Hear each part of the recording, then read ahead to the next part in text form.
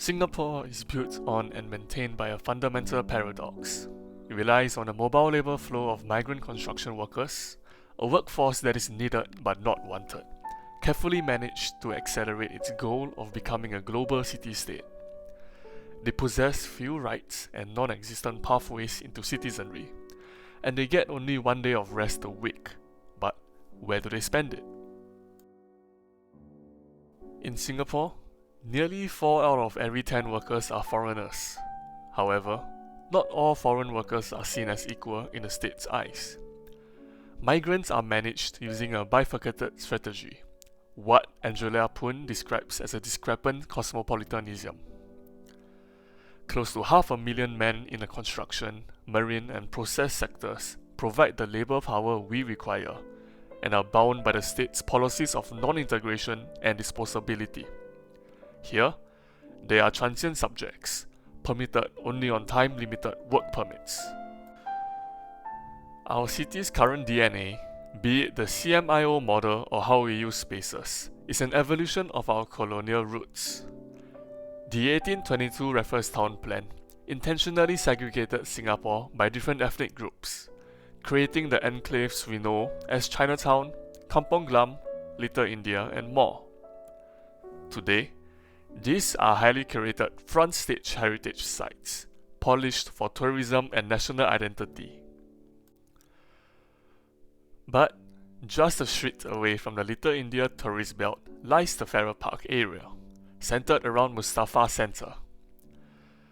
My first impression was a feeling of being very foreign. The sights, sounds, and infrastructure felt very unlike curated Singapore, as if I was transported to a street in South Asia. Compared to Little India, this is not a front stage display. It's a functional, bottom-up social hub, a relaxation enclave for the workers. The stores present serve the practical needs they frequent for: remittance, cheap South Asian groceries, haircuts, and more importantly, for a comfort zone of co-ethnic belonging. External readings, such as past complaints by residents in the area, influenced me to expect a rundown and neglected area. But what I found was more complex. It certainly wasn't anything fancy and polished, and the back alleys were rough. But take a closer look. The area is also visibly managed. It's relatively clean, free of litter, and I observed multiple, easily accessible portable toilets and bins provided for the workers. It's run down, but not neglected. My visit also revealed it wasn't the chaotic, packed crowd I'd read about, but a more subdued, orderly flow. This managed mess shows that the state acknowledges the area as an enclave for migrant construction workers, with their apparent use of resources to maintain it. Yet, with the anxieties of locals over migrant encroachments of urban space and incidents arising, the state also knows that this is a problem hotspot. Why then do they still allow it to exist? The answer is that this is a deliberate urban strategy. The work of sociologists Brenda Yeo and Theodora Lam provides the perfect vocabulary. Research on migration traditionally centers on enclavization and enclosure relating to permanent forms of migration in the West. Ethnic immigrant enclaves often refer to migrant residential concentration or clustering of a visible level of ethnic exclusivity, and may be presented as a valuable site, or more pejoratively as ghettos associated with Malays.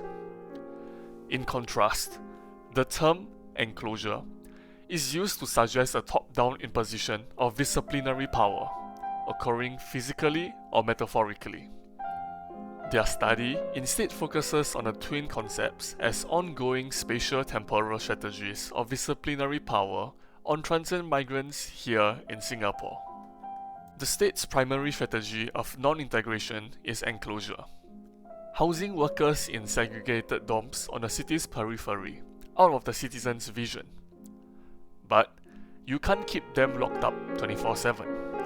This weekend enclave is hence the release valve, termed ground-driven enclavization, where migrant workers have curated their own social spaces, by them and for them. The state allows this enclave because it's a containment zone. It's better to have workers congregate in one manageable backstage spot than encroaching on mainstream residential or commercial areas. It is a key tool in the state's strategy of non-integration. This containment zone is under strict control, and the state intentionally shows it.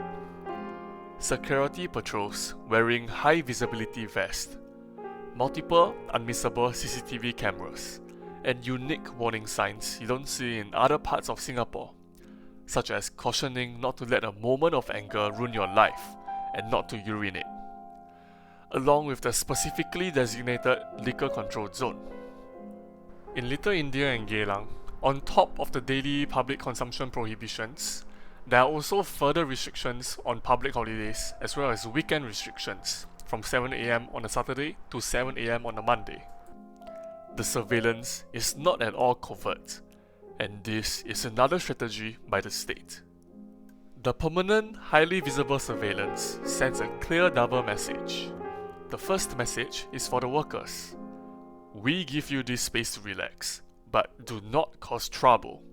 You are being watched. A reminder that they are being permitted here as a transient worker. This, in turn, fosters self-regulation, a learned survival strategy where workers are keen to present themselves as accountable. The second message is for the world. The 2013 Little India riot was a huge public relations crisis, shocking the international community. This visible control protects Singapore's global brand as a safe, secure city, which is crucial for attracting foreign investment and talent as Singapore continues towards its goal of becoming a vibrant global city. At the end of the day, this management strategy is also an economic one. This brings me to my final thought. My initial hypothesis, drawn from external readings, was that this enclave would be packed on a weekend. But my observation was that Farrer Park was surprisingly subdued. In fact, my visits on both a Tuesday and a Saturday showed a similar level of activity and orderly flow of workers. This surprising lack of a weekend crowd could mean two things. Perhaps Saturday isn't their primary day off, or, more likely, it's direct evidence of a new, evolving state strategy. The state is actively decentralizing the enclave. On one hand, it's increasing spaces of enclosure by building massive integrated dormitories, like the Tuas View Dormitory, which houses nearly 17,000 workers and includes its own mini-marts, beer gardens, open fields for cricket, and even a 250-seat cinema on the peripheries of Singapore. At the same time, more recreational centres are being built near these dorms. Figures provided by MOM showed each of the 9 migrant worker recreation centres drew an average of over 80,000 monthly visitors in 2024. These centres replicate all the enclave's functions: remittance, supermarkets, and meeting up with friends, but moves them to the edges of Singapore.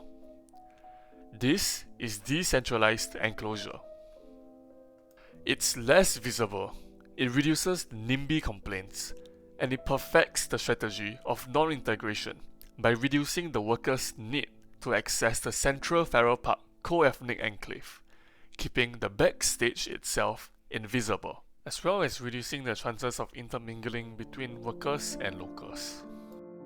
Farrer Park, therefore, is not just a place. It's a critical, transitioning piece of urban hardware in Singapore's complex management of a population it deems needed but not wanted.